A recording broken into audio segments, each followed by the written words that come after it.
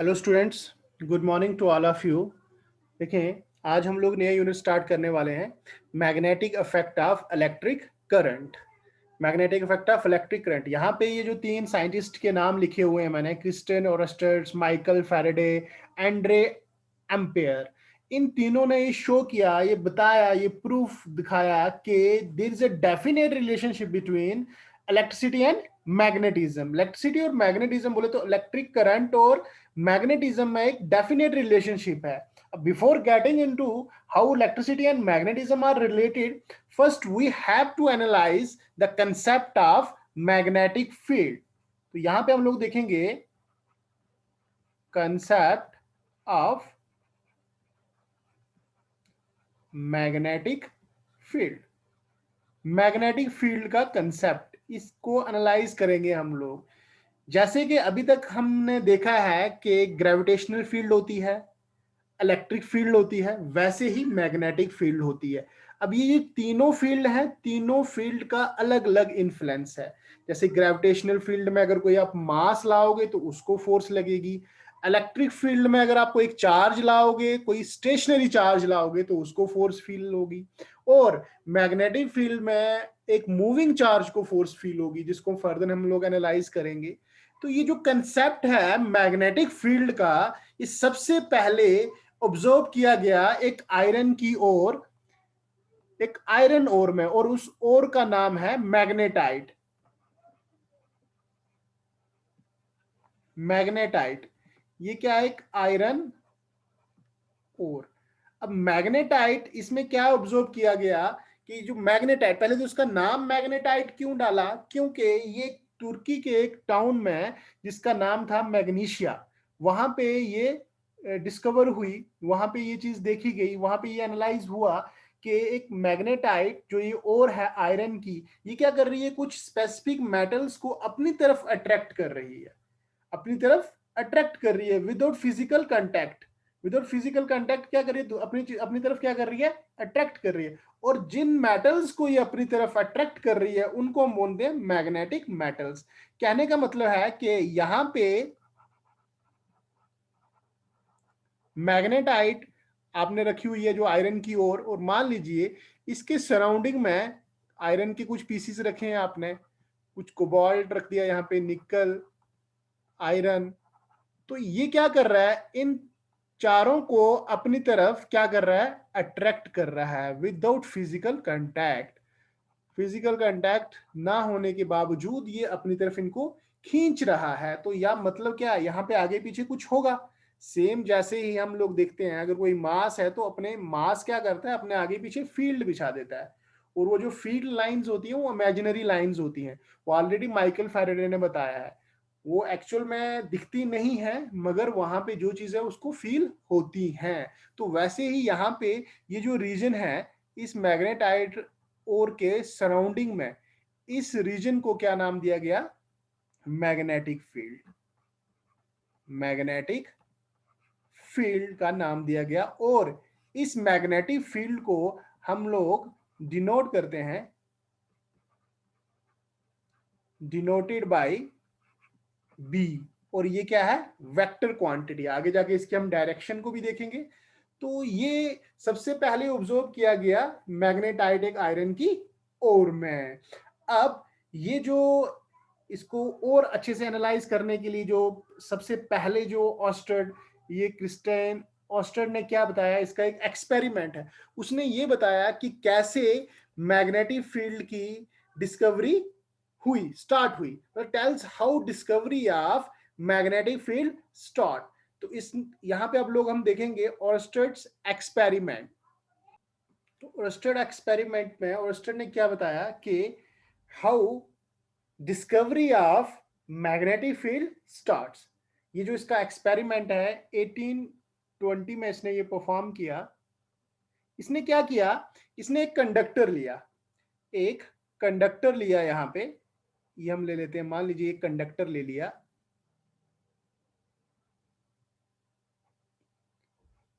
ये इस तरह से। और इस कंडक्टर का नाम ले लीजिए, मान लीजिए ए बी कंडक्टर लिया। ए बी कंडक्टर लेने के बाद इसने क्या किया? इस कंडक्टर को एक सेल के साथ कनेक्ट कर दिया। इस कंडक्टर का एक एंड मान लो बैटरी के पॉजिटिव के साथ और दूसरा एंड बैटरी के नेगेटिव के साथ, और यहां पे एक की लगा दी इसने।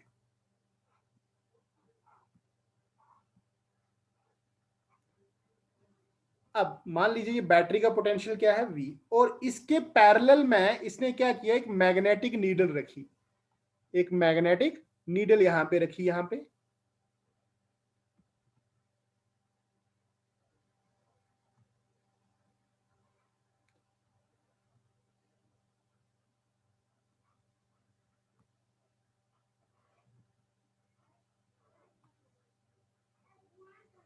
ये आ गई हमारे पास मैग्नेटिक नीडल। और मैग्नेटिक नीडल की डायरेक्शन किस तरह से है, मान लीजिए ये नॉर्थ है और ये साउथ। यहां पे मैं डायरेक्शन ड्रा कर लेता हूं, नॉर्थ, साउथ, वेस्ट और ईस्ट। तो इसने क्या किया, एक कंडक्टर लिया ए बी, और उस कंडक्टर के पैरेलल में मैग्नेटिक नीडल रखी, और उस कंडक्टर को इसने क्या किया, एक सेल के साथ कनेक्ट कर दिया।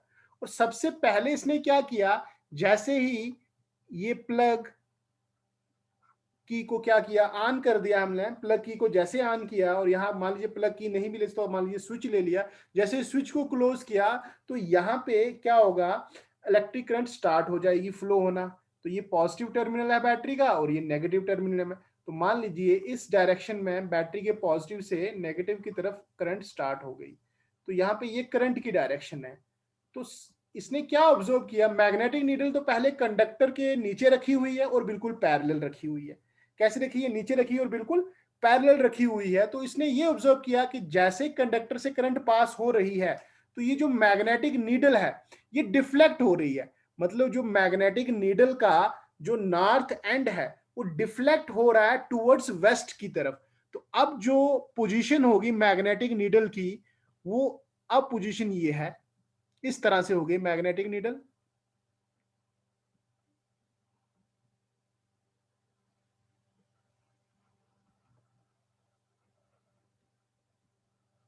मैग्नेटिक नीडल देखो, इसका नॉर्थ एंड यहां डिफ्लेक्ट हो गया, किसकी तरफ डिफ्लेक्ट हो गया, वेस्ट की तरफ हो गया।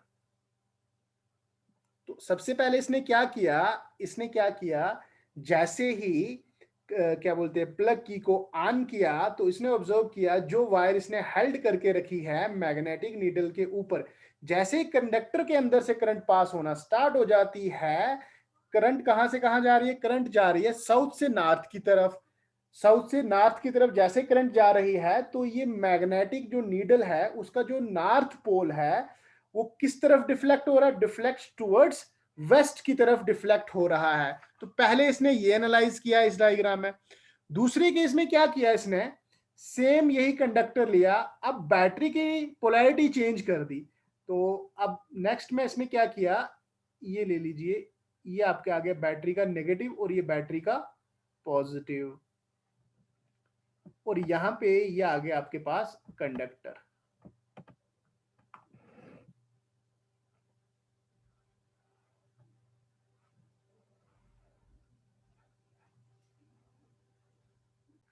देखिए के सेकंड में इसने क्या किया कि जो बैटरी की है पोलैरिटी चेंज कर दी। बैटरी की पोलैरिटी चेंज कर दी तो अब जो करंट होगी, करंट यहां पे फ्लो करेगी कहां से, नॉर्थ से साउथ की तरफ, ये करंट की डायरेक्शन होगी।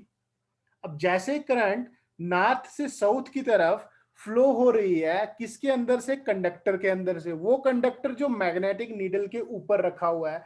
तो यहां पे ये ऑब्जर्व किया गया कि जो नॉर्थ पोल है मैग्नेटिक नीडल का वो डिफ्लेक्ट हो रहा है टुवर्ड्स ईस्ट की तरफ। तो अब यहां पे जो मैग्नेटिक नीडल की जो डायरेक्शन है वो कुछ इस तरह से है, ये वाला एंड यहां इस तरफ डिफ्लेक्ट हो गया है। ये आपके पास आ गई मैग्नेटिक नीडल की डायरेक्शन। अब इस तरह से है, ये ऊपर चला गया, ये वाला एंड यहां आ गया इस तरफ, ये वाला मान लीजिए ये नॉर्थ है और ये साउथ है, यहां पे हम इसको एन डैश लिख देंगे। तो पहले केस में क्या देखा, जब करंट साउथ से नॉर्थ की तरफ जा रही है तो मैग्नेटिक नीडल है वो डिफ्लेक्ट हो रही है टुवर्ड्स वेस्ट। अब उसने क्या किया, करंट को रिवर्स कर दिया, करंट को रिवर्स कर दिया तो उसने तब ये देखा जो मैग्नेटिक नीडल का जो नॉर्थ पोल है वो डिफ्लेक्ट हो रहा है टुवर्ड्स ईस्ट की तरफ। तो कहने का मतलब मैग्नेटिक नीडल, देखो मैग्नेटिक नीडल की प्रॉपर्टी होती है वो अपने आप को अलाइन करके रखती है in the direction of magnetic field. मान लीजिए मैग्नेटिक नीडल की ये डायरेक्शंस थी पहले, अगर ये डायरेक्शन थी तो मतलब इस डायरेक्शन में मैग्नेटिक फील्ड थी। अब इसकी डायरेक्शन ये हो गई, मान लीजिए पहले केस में जैसे इसकी डायरेक्शन ये हो गई, अब इसकी डायरेक्शन ये हो गई, मतलब यहां पे कुछ ना कुछ तो ऐड हुआ होगा। तो मान लीजिए इस डायरेक्शन में कोई चीज ऐड हुई, इस डायरेक्शन में कुछ मैग्नेटिक फील्ड आ गई, तभी तो रिजल्टेंट ये मैग्नेटिक फील्ड आ गई इस डायरेक्शन में। तो इसलिए करंट कैरिंग कंडक्टर के आगे पीछे क्या रहती है, मैग्नेटिक फील्ड। ये दोनों केसेस में इसने एनालाइज किया। थर्ड केस में इसने क्या किया कि जो कंडक्टर है उसको बिलो द मैग्नेटिक नीडल रखा, तो सारी चीजें क्या हो गई, रिवर्स हो गई। मतलब व्हेन द वायर या conductor is placed below the needle, the direction of deflection of needle is again reversed. और थर्ड केस में क्या दिखा कि when the current in the wire, इसने स्टॉप कर दी, मान लो अब बैटरी को ऑफ रखा इसने, तो बैटरी ऑफ रखा तो करंट फ्लो नहीं हो रही है। जब करंट ही फ्लो नहीं होगी तो मैग्नेटिक नीडल्स क्या करेगी, अपनी जगह पे दोबारा से वापस आ जाएगी। तो पहले केस में तो ऊपर चली गई वेस्ट की तरफ, दूसरे केस में ईस्ट की तरफ चली गई। अब जैसे इसने बैटरी बैटरी को क्या कर दिया, ऑफ कर दिया, बैटरी को ऑफ करने से क्या हो गया, जो मैग्नेटिक नीडल्स है come back to its initial position. तो यहां पे हमने ये एनालाइज किया कि magnetic needle can be deflected by magnetic field only. देखो मैग्नेटिक नीडल को डिफ्लेक्ट सिर्फ मैग्नेटिक फील्ड ही कर सकती है। तो इससे हमें ये पता लगता है कि करंट कैरिंग कंडक्टर है वो क्या प्रोड्यूस करता है आगे पीछे अपने मैग्नेटिक फील्ड। क्योंकि अगर सिंपली हम लोग देखें यहाँ पे, पहले डायरेक्शन ये थी मैग्नेटिक फील्ड की, अब डायरेक्शन ये होगी, तो कोई चीज ऐड हुई होगी ना, तो कोई चीज ऐड हुई तभी तो उसकी डायरेक्शन चेंज हो गई। तो इसकी डायरेक्शन किस तरह से आपने याद रखनी है, तो इसकी डायरेक्शन के लिए एक लॉजिक है, उसको हम बोलते हैं snow, SNO W। Snow stands for, देखिए एस, जो यहां पे स्नो में जो एस है, एस आपका होगा यहां पे साउथ। मतलब जब इलेक्ट्रिक करंट कहां से जा रही है, साउथ से नॉर्थ की तरफ जा रही है, पहला वाला केस है। जब साउथ से नॉर्थ की तरफ जा रही है, और ओ मतलब क्या है, ओ मतलब ये है ओवर, जब जो कंडक्टर है ओवर द मैग्नेटिक नीडल है, जब कंडक्टर है ओवर द मैग्नेटिक नीडल है, तो डब्ल्यू का मतलब है कि जो मैग्नेटिक नीडल का नॉर्थ पोल है वो डिफ्लेक्ट हो जाएगा टुवर्ड्स वेस्ट। तो इसको आप लोग इस तरह से याद रख सकते हैं। स्नो मतलब the direction can be remembered with the help of word snow. It indicates that if the current flows from south to north and the wire या conductor are held over the needle, the north pole is deflected towards west. तो ऑर्स्टर्स experiment से हमने ये analyse किया कि अगर एक current carrying conductor है और उस कंडक्टर में करंट फ्लो हो रही है, तो उसके आगे पीछे क्या रहेगा, मैग्नेटिक फील्ड। ये तो ऑर्स्टर ने हमें बता दिया। अब उस मैग्नेटिक फील्ड की वैल्यू कितनी होगी और वो कितनी होगी और वो किस किस पे डिपेंड करेगी, ये हमें बताया बायोट सवर्ट लॉ ने। तो अब हम लोग देखेंगे बायोट सवर्ट लॉ। तो ऑर्स्टेड ने हमें यह बताया कि अगर एक करंट कैरिंग कंडक्टर है तो उसके सराउंडिंग में क्या होगी, मैग्नेटिक फील्ड।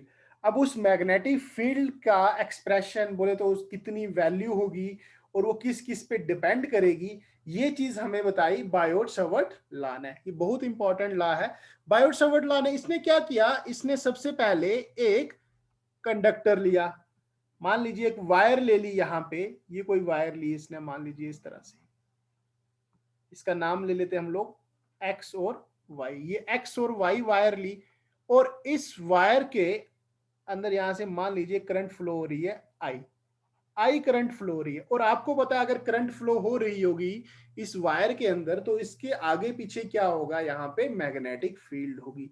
उस मैग्नेटिक फील्ड की वैल्यू किसी पॉइंट पे, मान लीजिए यहाँ पे एक पॉइंट हम ले लेते हैं, मान लीजिए ये कोई पॉइंट पी है, इस पॉइंट पी पे आपको बताना है कि मैग्नेटिक फील्ड की वैल्यू कितनी होगी। देखो बायोट क्या बोलते हैं, ऑस्टर्ड ने तो बताया मैग्नेटिक फील्ड होती है, अब बायोट सावर्ट बताएगा कि कितनी होती है। तो उसने क्या किया, इस करंट कैरिंग वायर जो हमारे पास है इसका एक छोटा सा एलिमेंट ले लिया, एक छोटा सा एलिमेंट लिया यहाँ पे, ये एक छोटा एलिमेंट ले लेते हैं हम लोग यहाँ पे, एक इसको हम बोलते हैं करंट कैरिंग एलिमेंट, डीएल। ये होगा आपके पास, डीएल को हम लोग बोलेंगे करंट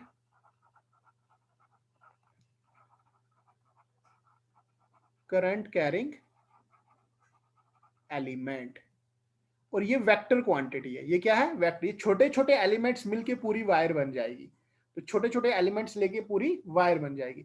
तो इस करंट कैरिंग एलिमेंट की वजह से हम लगा लेंगे मैग्नेटिक फील्ड। अब ये छोटा सा पीस लिया आपने पूरी वायर में से, तो इसकी वजह से जो मैग्नेटिक फील्ड होगी वो छोटी सी होगी इस पॉइंट पे। तो मान लो यहां से ये कोई पॉइंट है पी, जो यहां से आर दूरी पे है,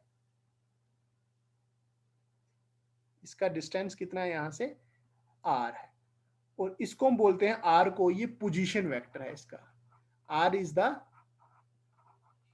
पोजीशन वेक्टर। अब पोजीशन वेक्टर क्या होता है, देखिए ध्यान से, पोजीशन वेक्टर होता है बच्चे एड्रेस, किसी चीज का एड्रेस, किसी, और एड्रेस जो होता है किसी एक पॉइंट का एड्रेस होता है, लाइन का एड्रेस नहीं होता। मतलब पॉइंट पी का एड्रेस क्या है, पॉइंट पी कितनी दूरी पे है।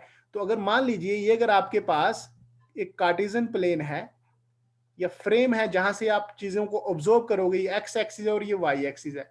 तो मान लो अगर यहाँ पे बहुत सारे पॉइंट्स हैं, मान लीजिए ये कोई पॉइंट पी है, ये पॉइंट क्यू है, ये पॉइंट आर है। अब इन पॉइंट्स का आपको एड्रेस बताना है, बोले तो इन पॉइंट्स का आपको पोजीशन वेक्टर बताना है। तो position vector always start from origin, origin से स्टार्ट होता है और वहां पे खत्म होता है जिस पॉइंट का आपको बताना है। तो यहां से आप लाइन ड्रा करोगे ओरिजिन से और यहां पे एंड करोगे, तो ये डायरेक्शन, ये होगा पोजीशन वेक्टर ऑफ पी, ये होगा पोजीशन वेक्टर ऑफ क्यू, ये होगा पोजीशन वेक्टर ऑफ आर। तो यहां पे पी क्यू आर के आपने पोजीशन वेक्टर बनाए, वैसे ही इस पॉइंट का पोजीशन वेक्टर हमने ले लिया आर। और ये जो करंट कैरिंग एलिमेंट है डीएल और ये पोजीशन वेक्टर है, इनके बीच का एंगल हम ले लेते हैं, मान लीजिए theta. Theta is the angle between, theta है angle between position vector and current carrying element के बीच का ये एंगल है। अब ऑस्टन ने क्या ऑब्जर्व किया, सॉरी बायोट सावर्ट ने क्या ऑब्जर्व किया, कि ये जो पॉइंट पी पे जो मैग्नेटिक फील्ड की वैल्यू होगी, किसकी वजह से, इस छोटे से करंट कैरिंग एलिमेंट की वजह से। तो उसने एक्सपेरिमेंटली ये देखा कि बहुत सारे उसने रिजल्ट ऑब्जर्व किए। उसने क्या देखा, ये जो मैग्नेटिक फील्ड होगी, मान लो हम छोटी सी मैग्नेटिक फील्ड लेंगे इसकी, क्योंकि छोटा सा एलिमेंट लिया है, तो छोटी सी मैग्नेटिक फील्ड जो डी बी है इज डायरेक्टली प्रोपोर्शनल टू आई। उसने ये ऑब्जर्व किया, उसने करंट की वैल्यूज चेंज कर करके देखा, तो उसने देखा मैग्नेटिक फील्ड में फर्क पड़ रहा है। तो उसने ये एनालाइज किया कि जो मैग्नेटिक फील्ड होगी इस एलिमेंट की वजह से, जिससे करंट पास हो रही है आई, इज डायरेक्टली प्रोपोर्शनल टू आई। अगर आई की वैल्यू ज्यादा है तो मैग्नेटिक फील्ड ज्यादा है, आई की वैल्यू कम है तो मैग्नेटिक फील्ड की वैल्यू कम है। दूसरा उसने ये ऑब्जर्व किया, फर्स्ट तो ये देखा, सेकंड में उसने ये देखा कि डी बी जो मैग्नेटिक फील्ड है is directly proportional to D L. जितना बड़ा एलिमेंट लोगे उतनी ज्यादा मैग्नेटिक फील्ड होगी, यहाँ पे तो छोटा सा एलिमेंट लिया आपने, तो अगर इसका साइज बढ़ाओगे तो मैग्नेटिक फील्ड की वैल्यू बढ़ जाएगी। और थर्ड उसने देखा D B is inversely proportional to square of distance between dl and the point p where we have to find the magnetic field. db is inversely proportional to r square। जैसे जैसे ये दूर जाओगे इस current carrying element से, magnetic field की value में decrement हो जाएगा, कम होती जाएगी, तो तभी ये इनवर्स रिलेशन है। और लास्ट में उसने क्या देखा, D B is directly proportional to sine theta. ये चार रिजल्ट उसने एनालाइज किए, ये चार रिजल्ट उसने एनालाइज किए। और इन चारों को फिर अगर हम लोग कंबाइन करेंगे, combining first second, combining all these, अगर मैं लिखता हूं combining all these four four factors we get, हमें क्या मिलेगा, D B D B is directly proportional to I D L sine theta divided by R square. और यहां पे इस कांस्टेंट ऑफ प्रोपोर्शनैलिटी को हटा के एक कांस्टेंट हम लोग लगाते हैं, D B is equal to, constant लगाएंगे K I D L sine theta divided by R square. ये जो हमारे पास कांस्टेंट के है, ये जो कांस्टेंट के है, ये डिपेंड करता है मीडियम पे, कहां पे ये आप लोग परफॉर्म कर रहे हो, एयर में परफॉर्म कर रहे हो, वाटर में परफॉर्म कर रहे हो, वैक्यूम में परफॉर्म कर रहे हो।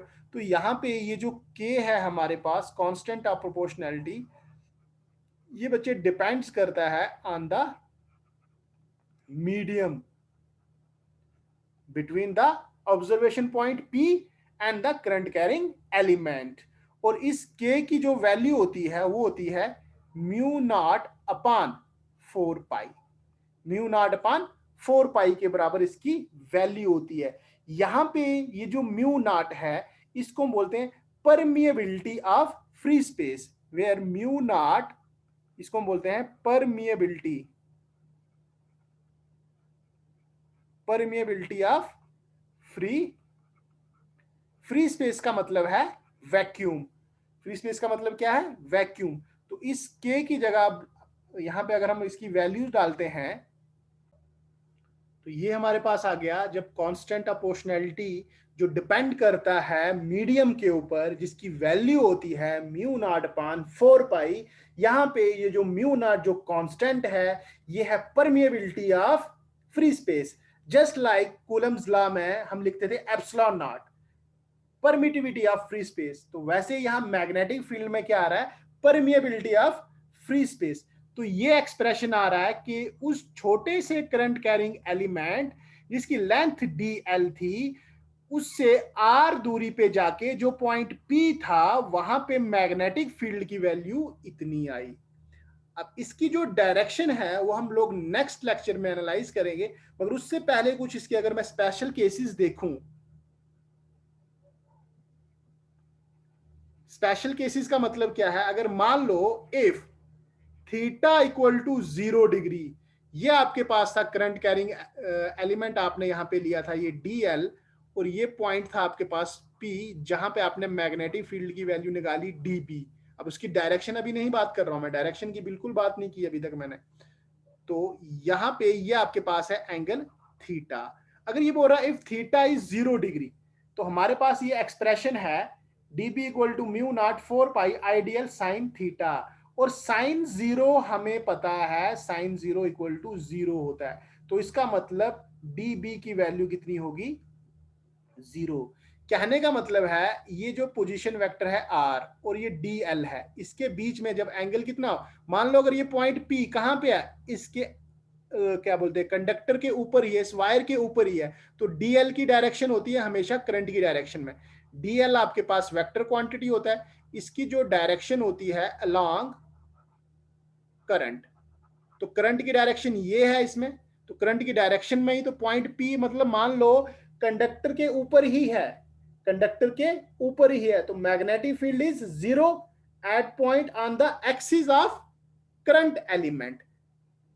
ठीक है, तो डीबी की वैल्यू कितनी आ रही है, 0। अगर if theta equal to 90 degree, अगर थीटा की वैल्यू कितनी है 90, और हमें पता है जो साइन 90 होता है वो होता है 1, और साइन की वैल्यू मैक्सिमम होती है 1, क्योंकि साइन का जो फॉर्मूला है हमारे पास परपेंडिकुलर अपॉन हाइपोटेन्यूज, और कभी भी जो परपेंडिकुलर है वो हाइपोटेन्यूज से बड़ा नहीं हो सकता, तो इसीलिए जो साइन की वैल्यू होती है हमेशा -1 से 1 के बीच में लाई करती है। तो जब साइन 90 है तो साइन 90 मैक्सिमम है।